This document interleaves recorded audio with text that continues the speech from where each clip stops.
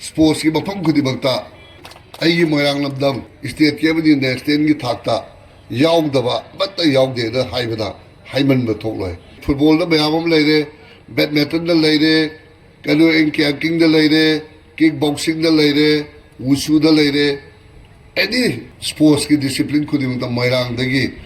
state अमदी national की थाकता अदबक represent तौरगा Lakpa घाक्तनी अदुदुना हंतकी cricket सिदसु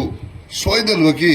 cricket player खरा आई state के बदी नेशनल की थाकता सोयदल यौरकनी हैबगी थाजबदो आई थमजरी मधुकी स्टेज दो यौनलब होनबदा क्रिकेट की परमानेंट ग्राउंड अमा पिच से फजल परमानेंट ओइ थंबे आबा ओरिजिनल पिच सबदी आई सेमनी हैबगी थाजबदो थमजरी आई मोयरांग दो क्रिकेट की इंटरेस्ट याम कन लेराबनिला लेकाई लेकाईदा बॉलिंग तमनबा अबदी अदुगी तौनरबा नेट मसा मसा खाजलगा तौनरबदो मधुदु लाइबिनी बे सोशल मैमना कायदा सेमगा फगदी हैबदो खंगल बिरगाला मधु अथौबा मतमना सेमनलबा आई मधुगी खुदोंग साबदुसु पीजगे हैबदो आई ऑल मरंग क्रिकेट एसोसिएशन की थुदा मैं पुलम त खंगल जरी अदुदुना असी असमाई तौदला अखोईगी मोयरांग केंद्रदा अफब अमा तौरनब होनबदा अखोई पुलम अमत्तो एन पुनसिलकांदा सानबदबो ओइरे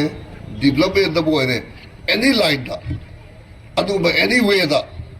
अखोई पुलम पुनसिलगा अमत्तो ओइदा अखोई मोयरांगबु मणिपुर की अमदी भारत की लैमाईसिदा करम मोंगदा मोयरांगी मिंगचसे पुरनब होनब सिगे हबसे अखोई पुन्न तानरगा पुन्न होटबनि सिन हैबे वखलोन से अइना ngasi gi simla cricket finance लापिनो पुनोंता आई मैकेदी की अपील तौजरी